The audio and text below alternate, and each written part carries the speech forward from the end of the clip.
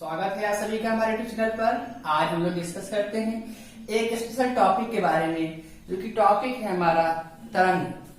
हम लोग तरंगों के बारे में इस टॉपिक में अध्ययन करेंगे और देखेंगे कि हमारी तरंग क्या होती है और उसके बाद तरंगों के प्रकार। तो सबसे पहले जानते हैं तरंग होती क्या है। देखिए, किसी माध्यम में उत्पन्न विक्षोभ को तरंग या लहर कहते हैं। तो इस डिफिनीशन को थोड़ा सा हम लिखते हैं, उसके बाद हम आपको थोड़ा सा बताते हैं। तरंग हमने क्या बताया, किसी माध्यम में उत्पन्न विक्षोभ शब्द आपके लिए कठिन होगा, बट इसकी इंग्लिश जो है आपकी डिस्टरबेंस, ये आपके लिए बहुत ही आसान है। तो क्या कहेंगे, किसी माध्यम में उत्पन्न विक्षोभ को तरंग कहते हैं।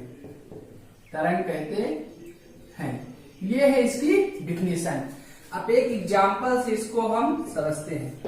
तो एग्जांपल देखिए क्या है।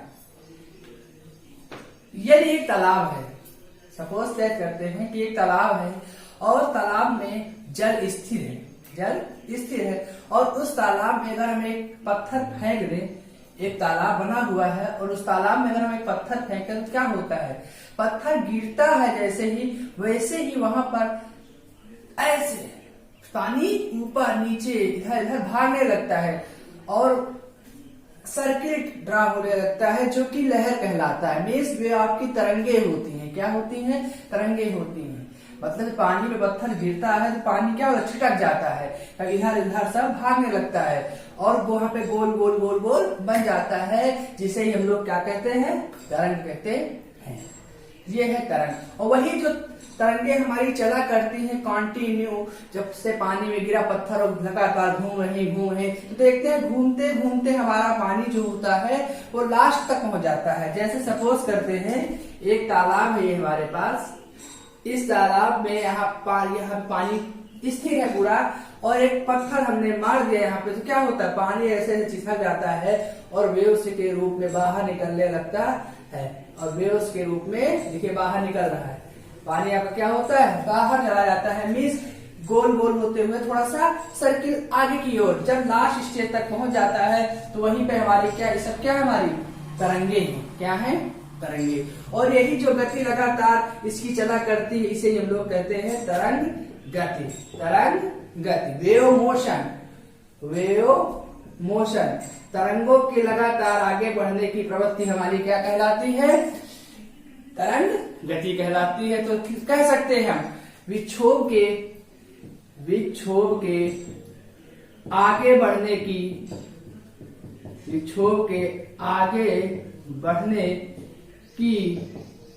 प्रवृत्ति क्या कहलाती है, आपकी तरंग गति कहलाती है। या प्रवृत्ति की जगह आप गति भी लिख सकते हैं कि तरंगों के आगे बढ़ने की गति या तरंगों के आगे बढ़ने की प्रक्रिया आपकी क्या कहलाती है, तरंग गति कहलाती है। ये थी आपकी तरंग के बारे में। ये तो आपका एक एग्जाम्पल हो गया जो तालाब का पानी हुआ। दूसरा एग्जाम्पल आप देख सकते हैं, जैसे आप किसी रस्सी को ले, सपोज दैट हमने यहाँ पे रस्सी ले रखी है और यहाँ पर एक दीवार है, ठीक है। यहाँ पे हम रस्सी लिए हुए हैं और यहाँ पर एक दीवार, और इस रस्सी को हम ऐसे फेंक दें तो रस्सी हमारी ऐसे ऐसे ऐसे यहाँ तक क्या होगी, पहुंच जाएगी।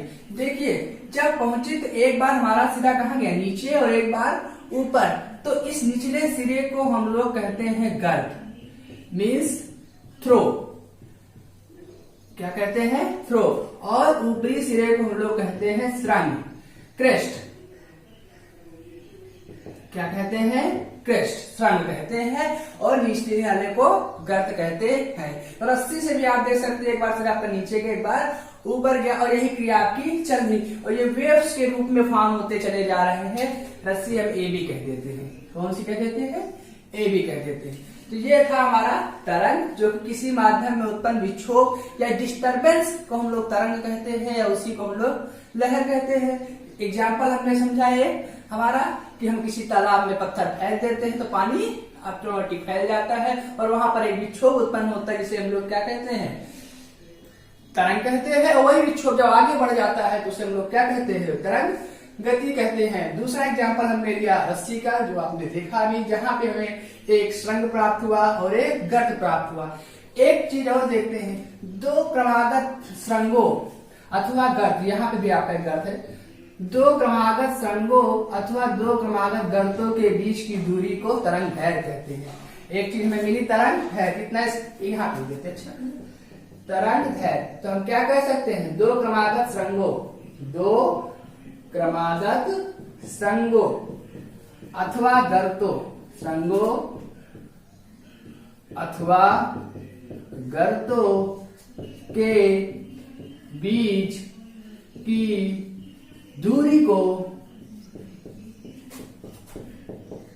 तरंग दैर्घ्य कहते हैं।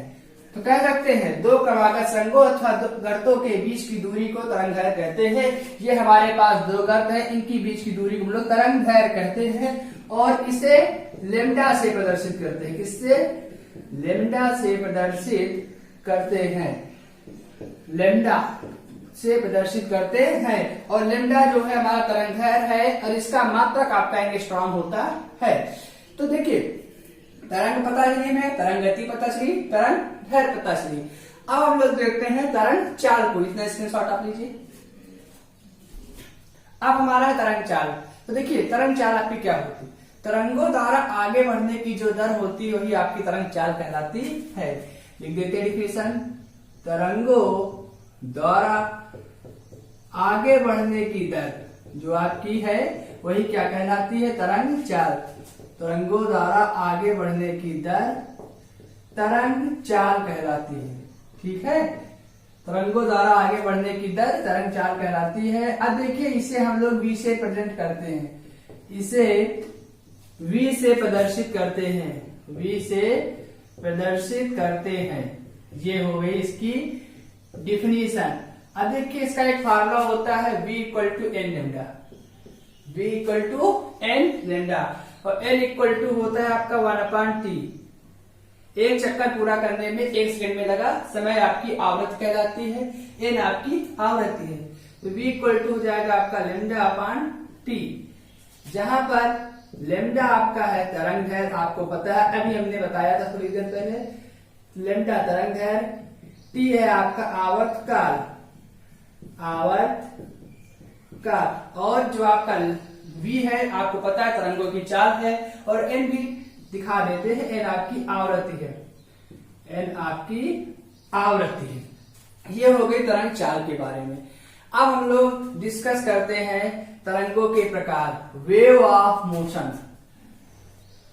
अब हम लोग तरंगों के प्रकार, तरंगों के प्रकार, types of waves, types of waves. तो देखिए, कणों के कंपन की दिशा के अनुसार, कणों की कंपन के दिशा के अनुसार जो आपकी तरंगे होती हैं दो प्रकार की होती हैं, जो है आपकी अनुप्रस्थ तरंगे और अनुदैर्घ्य तरंगे। कणों की कंपन की दिशा के अनुसार, कणों की कंपन की दिशा के अनुसार जो आपकी तरंगे हैं वो दो प्रकार की होती है। कौन सी, कितने प्रकार की होती हैं? दो प्रकार की होती है, जिसमें से पहला है आपका अनुदैर्घ्य तरंगे, अनुदैर्घ्य तरंगे, और सेकंड है आपका अनुप्रस्थ तरंगे। अब इन दोनों तरंगों के बारे में हम लोग डिस्कस करेंगे। आप इतना स्क्रीनशॉट लीजिए, फिर डिस्कस करते हैं हम लोग इन दोनों टाइप्स के बारे में। तो हम लोग देखते हैं अब अनुप्रस्थ तरंगे। सबसे पहले देखेंगे अनुप्रस्थ तरंगे, इसे हम लोग कहते हैं ट्रांसवर्स वेव्स। देखिए ये है क्या, वह तरंगे या वे तरंगे जिनमें माध्यम के कारण तरंग संचरण की दिशा के लंबवत कंपन करते हैं, उसे ही हम लोग क्या कहते हैं, अनुप्रस्थ तरंगे कहते हैं। समझ में आ गई? वह तरंग जिसमें माध्यम के कारण तरंग संचरण की दिशा के लंबवत कंपन करते हैं, उसे हम लोग क्या कहते हैं, अनुप्रस्थ तरंगे कहते हैं। डिफिनेशन लिख देते हैं,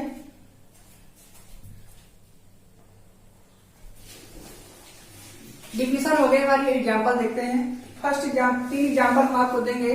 तो फर्स्ट हमारा एग्जाम्पल वही है, जब हम किसी तालाब में पत्थर फेंकते हैं तो जब हमारा पानी उत्पन्न होता है, वो हमारा हो गया फर्स्ट एग्जाम्पल। वहां पे जो तरंगे उत्पन्न होती हैं वो तरंगे हमारी अनुप्रस्थ तरंगे ही होती हैं। सेकंड एग्जाम्पल हमारा रस्सी वाला हो गया, उसमें भी हमारी अनुप्रस्थ तरंगे ही उत्पन्न होती हैं। थर्ड एग्जाम्पल आपके लिए नया है, जिससे आप परिचित भी होंगे। सितार हो गया आपका, वायलिन हो गया, इनमें इनको बजाने से जो तरंगे उत्पन्न होती हैं वही हमारी अनुप्रस्थ तरंगे ही होती हैं। तो ये तीन इसके एग्जाम्पल थे और कुछ नोट पॉइंट है जो आपकी मदद करेंगे कॉम्पिटिटिव एग्जाम में। तो फर्स्ट है आपका कि प्रकाश की तरंगे अनुप्रस्थ तरंगे ही होती हैं। सेकंड है आपका कि ठोसों में अनुप्रस्थ तरंगे पाई जाती हैं। थर्ड है आपका कि द्रव में भीतरी पृष्ठ पर तरंगे उत्पन्न नहीं होती, जबकि उनके तल पर उत्पन्न हो सकती हैं। और फोर्थ पॉइंट है गैसों में अनुप्रस्थ तरंगे नहीं पाई जाती हैं। तो ये था हमारा अनुप्रस्थ तरंगों के बारे में कुछ अध्ययन। एक फिगर बना हुआ है, ये भी आप लोग देख रहे होंगे। तो ये भी कुछ रिप्रेजेंट करता है कि माध्यम में कोई कण ऊपर नीचे होने में जितना समय लेता है उतने ही समय में एक गर्द दूसरी गर्द तक पहुंच जाती है, या एक संग दूसरी संग तक पहुंच जाती है। उसी में जो समय लगता है उसे ही हम उस तरंग का आवर्त काल कहते हैं। ये देखिए, हमने तरंग दैर्घ्य को लैम्डा से लिख रखा है। हमने भी डिफिनेशन में भी आपको बताया था कि दो क्रमागत संघ हो या दो क्रमागत गर्त हो, इनके बीच की जो दूरी होगी वो हमारी तरंग दैर्घ्य कहलाती है, जो कि भी हम थोड़ी देर पहले हम लोगों ने डिस्कस किया था। तो अनुप्रस्थ तरंगे हमारा होता है, स्क्रीनशॉट लीजिए आप लोग। हम लोग देखते हैं अनुदैर्घ्य तरंगे, वह तरंग जिसमें माध्यम के कण तरंग की चलने की दिशा के समांतर कंपन करते हैं उसे ही हम लोग अनुदैर्घ्य तरंगे कहते हैं। एग्जाम्पल लेते हैं, उससे अच्छा समझ में आता है हमें। तो एग्जाम्पल हमारा क्या है, जैसे देखिए एक कोई स्प्रिंग है, जैसे एक स्प्रिंग है हमारी यहाँ पे लटकी हुई है, ये हमारी स्प्रिंग लटकी हुई है, कोई दिक्कत नहीं, ठीक है। साम्यावस्था में है, जिसने कोई बदलाव नहीं किया है, साम्यावस्था में है, ठीक है, रेस्ट में है, कोई बदलाव नहीं किया है। अगर हम इसमें एक लोहा बांध दें या एक लोहे का टुकड़ा बांध दें, एग्जाम्पल हमारा ये है कि यदि हम खुद देखें, अगर एक स्प्रिंग है उसमें अगर हम लोहे का टुकड़ा बांध देते हैं तो क्या होता है, और लटका देते हैं, जैसे यहाँ से बांध के हमने लटका दिया तो क्या होता है, वो नीचे की ओर खिसकता है, फिर ऊपर जाता है, लगातार ये क्रियाएं होती रहती हैं। उन क्रियाओं को हम लोग संपीड़न तथा विलयन कहते हैं। संपीड़न में जो होता है हमारे अणु पास आ जाते हैं, मीन्स स्प्रिंग थोड़ी पास हो जाती है, और विलयन में स्प्रिंग दूर दूर हो जाती है। स्प्रिंग जैसे हम लोग खींचते हैं तो क्या होता है, जो हमारे लेफ्ट और राइट के पोर्शन थोड़े से चौड़े हो जाते हैं और मिड का पोर्शन हमारा जो है वैसा ही रहता है और सिकुड़ जाता है। वही हमारा क्या होता है, सिकुड़ा हुआ सिरा हमारा संपीड़न होता है, इसे कंप्रेशन कहते हैं। और जो दूर होता है उसे विलयन कहते हैं, जिसे रेयरफैक्शन कहते हैं। तो वही है कि साम्यावस्था में कोई बदलाव नहीं है। और यही अगर हम कर दें इसी स्प्रिंग में, जहां पे लटकी हुई है हमारी ये किसी तख्ते से, तो यहाँ पे क्या होगा, यहाँ थोड़ा सा बढ़ता जाएगा और फिर यहाँ पे सिमट जाएगा, फिर यहाँ पे बढ़ता बढ़ता यहाँ तक पहुंच जाएगा। लोहे का गुटका है आपका, देखिए क्या हुआ, ये आपकी जो क्रिया हुई है इसे हम लोग विलयन कहते हैं। क्या कहते हैं, विलयन। यहाँ पर भी हुई है, इसे हम लोग क्या कहेंगे, विलयन कहेंगे। और ये क्रिया जो यहाँ पे सिमट गया है इसे हम लोग क्या कहेंगे, संपीड़न। तो ये है थोड़ा सा अनुदैर्घ्य तरंग का हमारा एक एग्जाम्पल। और भी एग्जाम्पल है, आप थोड़ा सा विचार कीजिए और देखिए क्या हो सकता है एग्जाम्पल, और हमें कमेंट में बताइए। एक नोट पॉइंट इसका भी है ये हमारा एक, कि जो अनुदैर्घ्य तरंगे जो होती हैं आपकी, ठोस हो गया, द्रव हो गया, गैस, ठोस, द्रव और गैस तीनों में पाई जाती है, तीनों में आपकी ये उत्पन्न होती है अनुदैर्घ्य तरंगे। अब हम लोग नेक्स्ट वीडियो में मिलेंगे, जहां हम लोग अभी हम लोगों ने डिस्कस किया था कि कणों के संचरण की दिशा के अनुसार तरंगे हमारी दो प्रकार की होती हैं। अब हम लोग आगे डिस्कस करेंगे